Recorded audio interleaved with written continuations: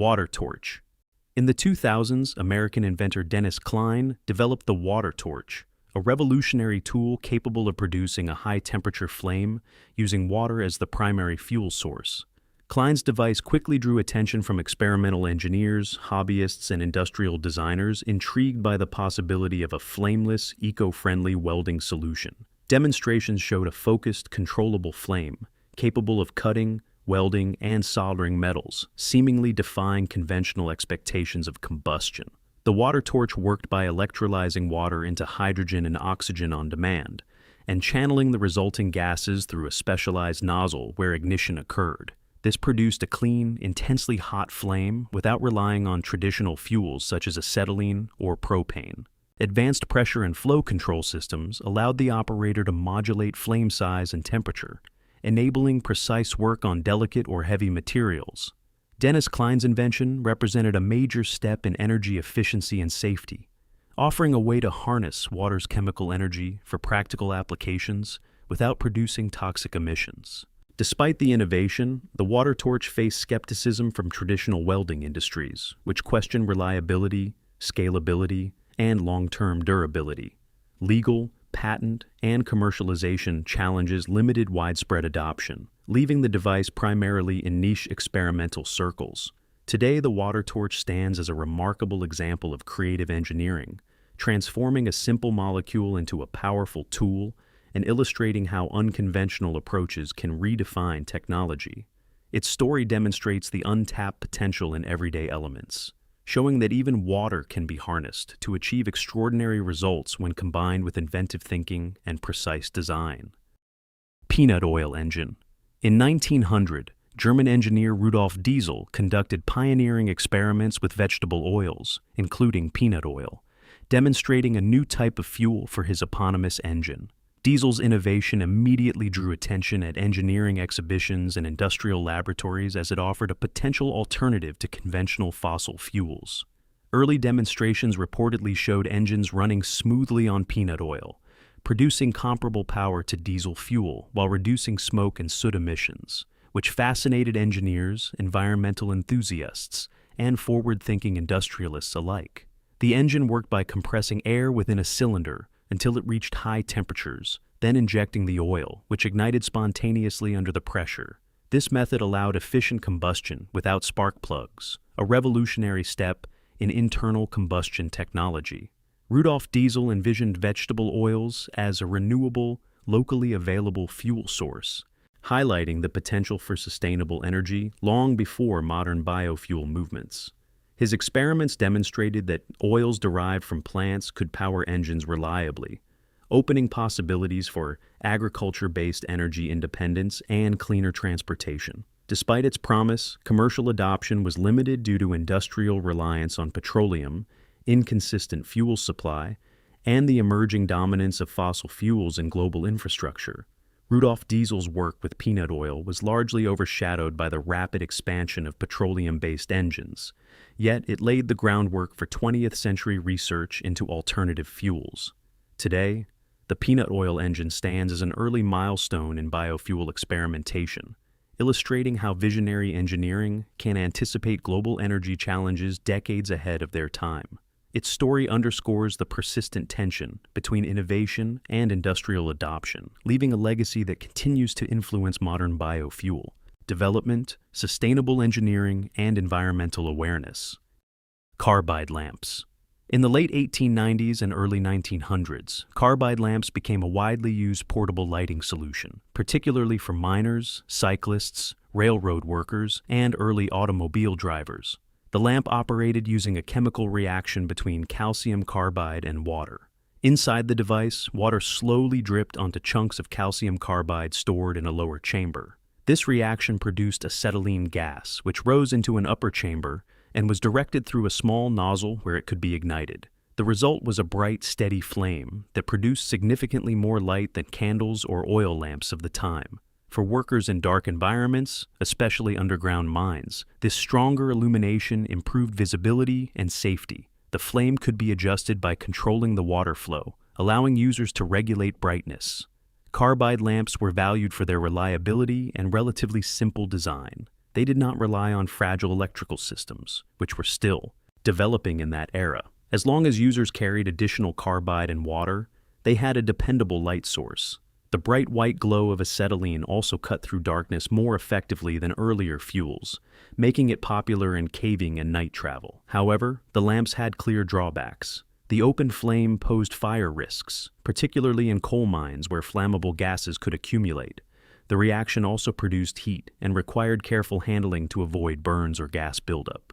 Over time, electric lighting systems became safer, more efficient, and easier to maintain, gradually replacing carbide lamps in most industries. Despite being phased out, carbide lamps played a crucial role during a transitional period in lighting history. They bridged the gap between simple flame-based illumination and widespread electric lighting, offering a powerful yet portable solution at a time when electricity was not universally available. Gray's telephone.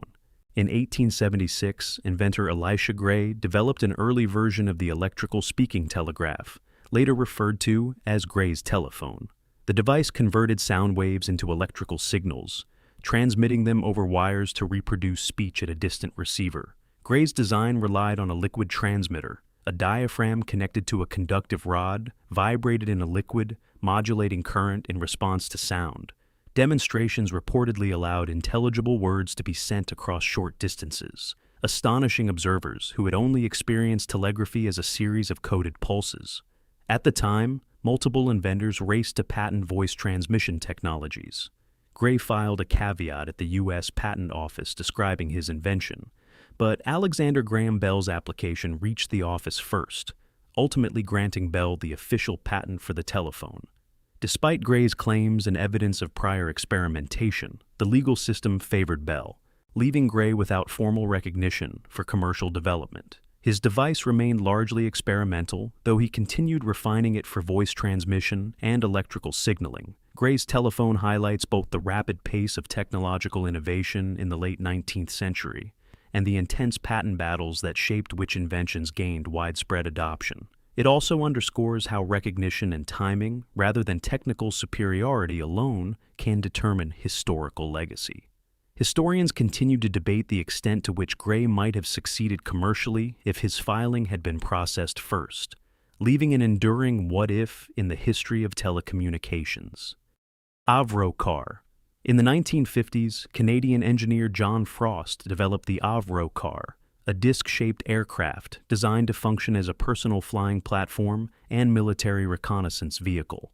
The device immediately drew attention from the U.S. Air Force and aviation enthusiasts, promising vertical takeoff, hovering capability, and rapid maneuverability in a compact saucer-shaped design. Early test flights reportedly demonstrated hovering and limited forward motion, astonishing engineers with the apparent stability and versatility of the craft. The Avro car worked by using a central turbo-rotor engine to channel airflow through a circular duct, creating lift and thrust across the entire disc surface. Directional control was achieved by varying thrust distribution and adjusting movable vanes, enabling both vertical lift and short-range horizontal flight.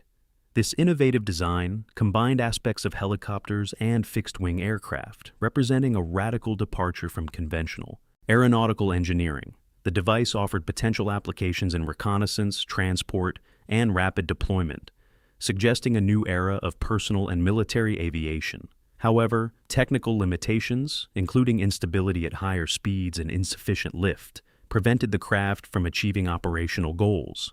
The U.S. military eventually canceled the program, and most prototypes were dismantled or stored, leaving only fragments for museum displays. Today, the Avro car remains a striking example of Cold War-era aviation experimentation, illustrating how ambitious engineering pushed the boundaries of design and imagination. Its story highlights the fine line between visionary concepts and practical feasibility, leaving behind a legacy of innovation, curiosity, and enduring fascination with flying saucers. Airgeep. In the 1950s, the U.S. military contracted Piasecki Aircraft to develop the Airgeep, a compact flying jeep designed for reconnaissance, troop transport, and rapid insertion into difficult terrain. The vehicle combined helicopter-like rotors with a lightweight frame, allowing vertical takeoff and landing, while remaining small enough to operate in confined areas such as jungles, hills, and urban environments. Pilots sat inside a minimal cockpit and controlled the twin rotors with hand and foot inputs, maneuvering the Airgeep at low altitudes over obstacles that conventional vehicles could not traverse. Early test flights demonstrated stable hover, forward motion, and the ability to navigate tight spaces with surprising agility. Military planners envisioned using the Airgeep to transport small squads, carry equipment across rivers or trenches, and perform reconnaissance without relying on roads or runways. Despite its promising concept, the Airgeep faced major technical limitations. Its rotor engines were underpowered for fully loaded operations, restricting speed, range, and payload capacity. Noise and vulnerability to ground fire further reduced tactical viability. Additionally, pilot training was intensive, and operational safety was a constant concern due to low-altitude flying hazards. As larger helicopters improved in reliability and capacity, interest in the Airgeep waned, and the project was eventually shelved. Nevertheless, the vehicle provided valuable lessons in vertical lift, compact rotorcraft design, and personal air mobility.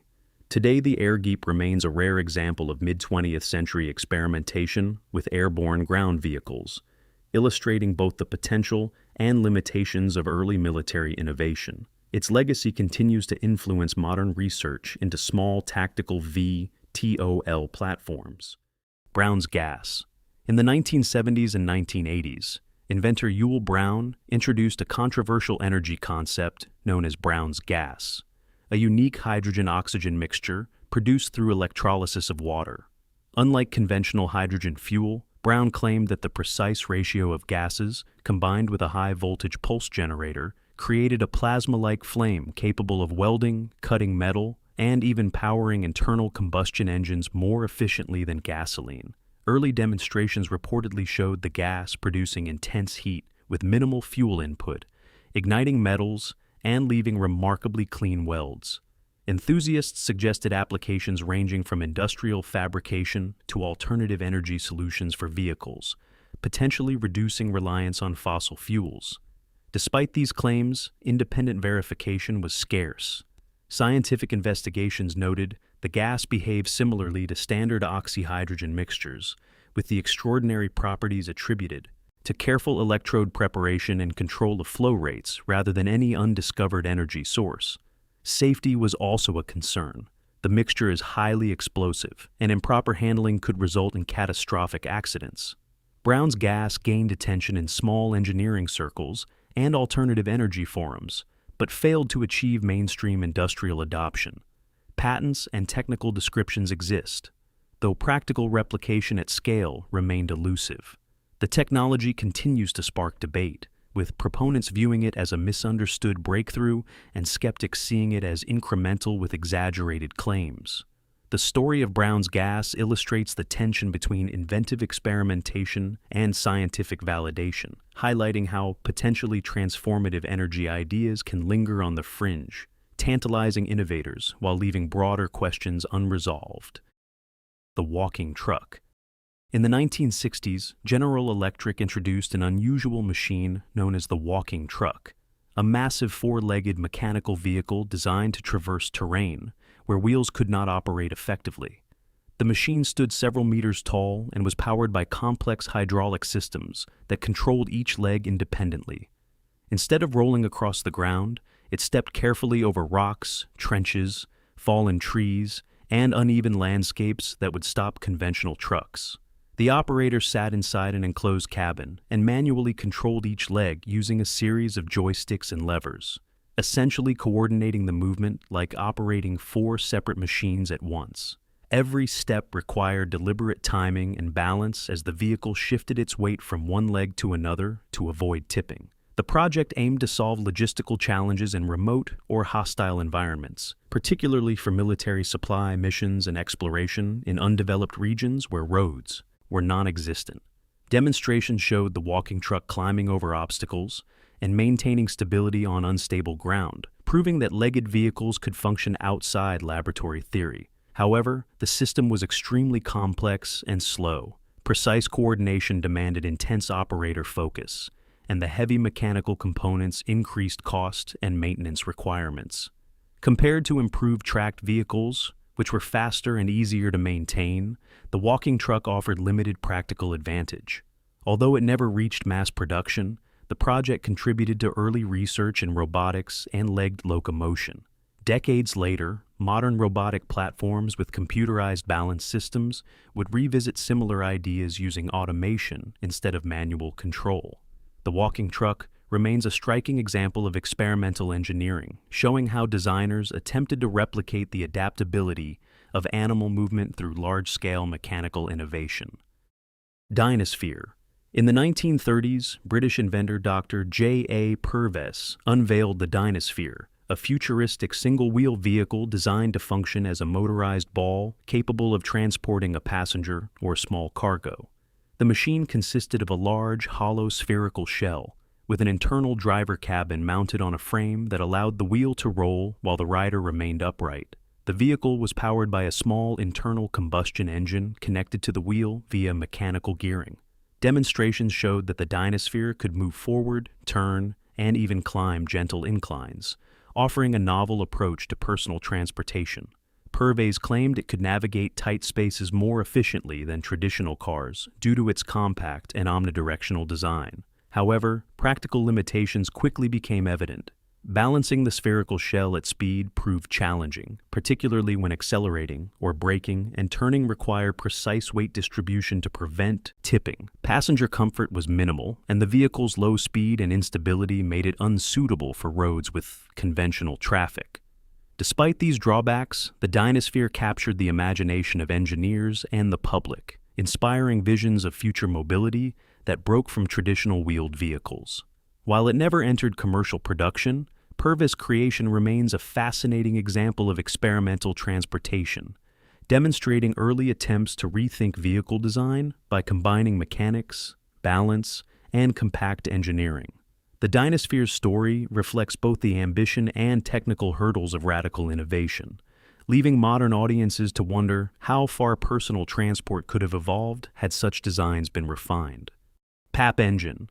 In the 1960s, Hungarian engineer Joseph Pap began experimenting with a revolutionary noble gas engine that promised unprecedented efficiency and power output. Pap's device quickly captured attention among alternative energy researchers and experimental engineers, as it reportedly operated on a mixture of noble gases, argon, helium, and neon, rather than conventional fossil fuels. Early demonstrations allegedly showed cars and stationary engines running without conventional fuel, producing minimal heat and no harmful emissions, astonishing observers and fueling hopes for a clean energy revolution. The Pap engine worked by creating a controlled plasma discharge within a sealed cylinder, using electrical currents to ionize the noble gases and drive pistons through the resulting pressure waves. Advanced spark timing and magnetic field configurations allowed precise energy extraction from the plasma, producing continuous mechanical motion. Joseph Pap refined his designs, over decades, building prototype vehicles and stationary units that challenged conventional thermodynamic assumptions. The engine's potential was immense: pollution-free transportation, drastically reduced fuel dependence, and a radical shift in energy infrastructure. However, the technology faced immense obstacles: skepticism from mainstream scientists, patent disputes, and pressure from oil and automotive industries' limited exposure, and many prototypes disappeared under mysterious circumstances. Today, the Pap engine remains a tantalizing example of a suppressed innovation, its functioning shrouded in secrecy and controversy. Its story illustrates the enduring tension between visionary engineering and entrenched industry interests, leaving an unresolved mystery about whether Joseph Pap's work could have changed the future of energy forever. Compressed air car. In the 2000s, Tata Motors introduced a prototype compressed air car, a vehicle designed to run on engines powered entirely by compressed air rather than gasoline or electricity. The system used pressurized air stored in tanks, which expanded through pistons or rotary engines to create mechanical motion, propelling the vehicle forward. Early demonstrations showed short-range driving capability, often limited to city streets, with top speeds and acceleration modest compared to conventional cars. The concept promised a zero-emission solution, producing no tailpipe pollution and reducing reliance on fossil fuels. Compressed air refueling could, in theory, be faster than battery charging and use abundant, inexpensive air as the energy source. However, significant limitations became apparent. Energy density was low, meaning tanks required large volumes to achieve practical range, and efficiency losses during compression and expansion limited overall performance. Safety considerations also required reinforced tanks to withstand high pressures, adding weight to the vehicle. Despite these challenges, Tata Motors and other research groups saw potential in hybrid systems, combining compressed air with conventional engines to improve fuel economy. Public demonstrations generated excitement about sustainable automotive technology, but full-scale commercial adoption never materialized. The compressed air car illustrates the ongoing search for alternative propulsion methods, highlighting how engineers experiment with unconventional energy sources to reduce environmental impact. It remains a reminder that even promising inventions face practical and economic hurdles before achieving widespread acceptance. Hoxsey formula. In the 1920s, American herbalist Harry Hoxsey developed the Hoxsey formula, a controversial treatment claimed to combat cancer using a blend of herbs and topical applications. The formula quickly drew attention from patients desperate for alternatives to conventional medicine, as well as from medical professionals and researchers curious about its reported effects. Demonstrations and testimonials suggested tumor reduction and symptom relief in some cases, attracting both hope and skepticism. The treatment worked by applying topical pastes to affected areas and administering an oral herbal tonic containing ingredients such as red clover, licorice root, and pokeweed combined in a proprietary mixture. Hoxsey claimed the combination stimulated the body's natural defenses and detoxified the system, though the mechanism was never scientifically verified. The Hoxsey formula represented an ambitious attempt to provide an accessible, natural alternative to the invasive and experimental cancer treatments of the early 20th century, promising hope for patients when options were limited and often brutal. Despite widespread publicity, the formula faced intense scrutiny and legal challenges from the American Medical Association and federal authorities who labeled it unproven and potentially dangerous. Clinics were raided and promotion of the formula was restricted, forcing Hoxsey's operations underground, while supporters continued to seek its benefits. Today, the Hoxsey formula remains a controversial chapter in medical history, remembered as both a symbol of alternative medicine innovation and the conflicts between experimental treatments and established medical institutions. Its story demonstrates how the desire for cures can drive both groundbreaking exploration and persistent debate, leaving a legacy of mystery, hope, and unresolved controversy.